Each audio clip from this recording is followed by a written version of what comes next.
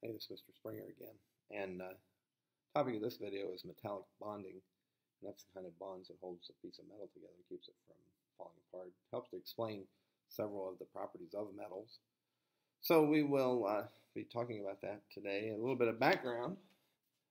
There's other types of bonds that are important to us, but not the topic of this video. First, we have the ionic bonds. And ionic bonds form between a metal and a non-metal. So if you're looking at the periodic table, on this side, these are more non-metallic elements. This side is more metallic. So down here, francium, radium, cesium, those are the most metallic elements on the periodic table, well, in the whole universe. Helium being the least metallic of all. And you see there's a little stair-step line going down through here. Those divide what we call metals. This whole side of the periodic table are metals. This side are non-metals. And then along that line, there's some that have some of the properties of metals and some properties of non-metals, and so we call those metalloids. In another video that I do talking about properties of metals, we see one of the items, and I didn't tell you what it was on that video, but it's the element silicon. It's that big shiny rock that when I hit it with the big red rock, it just shattered. It conducted electricity, but it shattered when I hit it with a rock. So it's got some metallic properties and some non-metallic properties, and so that's what we have to do there. So on a ionic bond, we're bonding a metal and a non-metal together. The electrons are transferred from the metal to the non-metal, and the attraction that forms between them, because one now has a positive charge and one has a negative charge, it's an electrostatic attraction. And so individually, these are fairly weak bonds. What we have here, we've got the sodium atom with one electron out there in its outer shell to deal with. And the chlorine, which has got 7, 8 being the magical number, the octet number. So what's going to happen is that sodium is going to transfer the electron to the chloride, or to the chlorine, making a sodium ion and a chloride ion. And then because this is positive 1 and this is minus 1, they will attract one another and form what we call an ionic bond. Now, individually, the bonds are weak, but in a crystal of salt, sodium chloride is regular salt that you would put on your food, there are bazillions of those bonds happening in each of those crystals of each of the little grains of salt. So collectively, a lot of strength, but individually, not very much. And if you want to prove it, just pour some water on it, it'll fall apart. It'll go back to its regular ions. You're not going to find this happening very much where you have sodium atoms and chlorine atoms coming together, but that's for illustration purposes. That's what happens most of the time.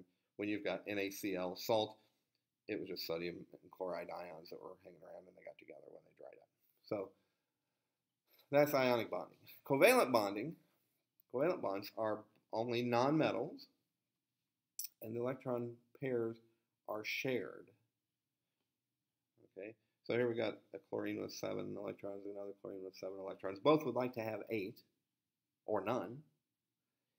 And so what happens if this chlorine can't take this electron and this chlorine can't take that electron from the other chlorine? They're the same strength on their attraction for the electrons, right? They're both chlorine. They both pull with the same strength on the electrons. So what happens is this chlorine will attract that electron, and this chlorine will attract that electron, and they end up sharing that pair of electrons.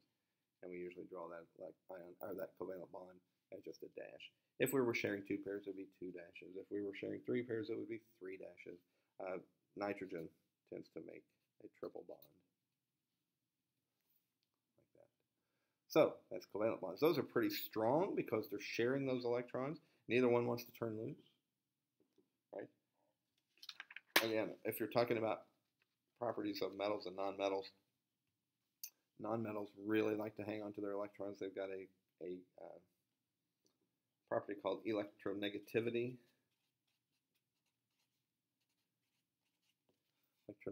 And it's very high for the nonmetals. In fact, fluorine, because it has to do with attracting electrons in a bond. These guys over here, they don't bond. So fluorine is the highest electronegativity. It wants electrons bad. And oxygen and the chlorine are probably next, and then it kind of goes from there. on the other side, over here on the nonmetals, they've got 1 or 2 electrons hanging out there at the end, and they just really don't care whether they have them or not. They are very low. Francium is the lowest electronegativity. So the closer you get to francium, the less you like electrons. The closer you get to fluorine, the more you like the electrons. So that's why that is like that. So we'll talk about metallic bonds.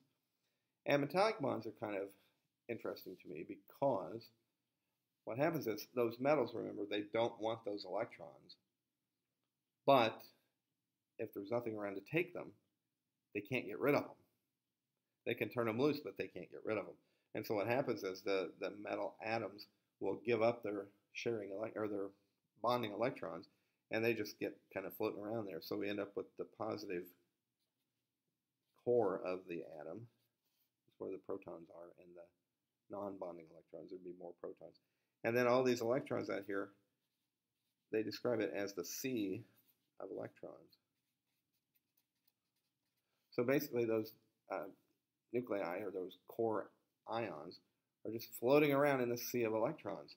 And so what happens is, if you hook up an electric charge, like a wire, to 2 places on the metal, the electrons are going to flow toward the positive terminal on the circuit, and so the electrons just flow through, and they pick up new ones coming in from the wire on the other side. Another thing that happens when you pound on it with a hammer, they're able to kind of just squish around, because those electrons on a nonmetal will be real brittle when you hit it with the hammer.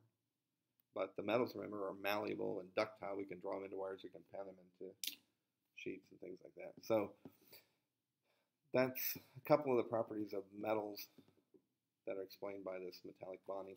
My daughter picked this up for me. I think she got it for me for my birthday, or maybe she just got it for me because she was nice. I think she got it at a local department store. And it's called Play Foam. It used to have a name Floam. Maybe you've seen it before. I'm going to open up one of these. I find it to be something that really is a good way to illustrate metallic bonding. Get it out of there, if it's still fresh enough.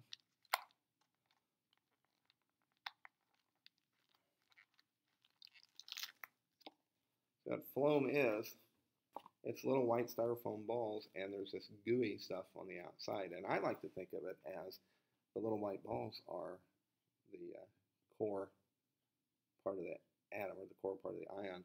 And in this case, the green goo would be those sea of electrons. So if you smash it, right, they're able to move around. So I can pound this into a sheet, okay. I can smash it out into a thin sheet, okay, kind of like being malleable. I can make it into, too much trouble. Right, I'm not drawing it into a wire, but I'm moving it, I'm rolling it, in this case, into a wiry kind of a deal. So I like this stuff. It's very good for showing those metal properties and the metallic bonding. And it's fun to play with.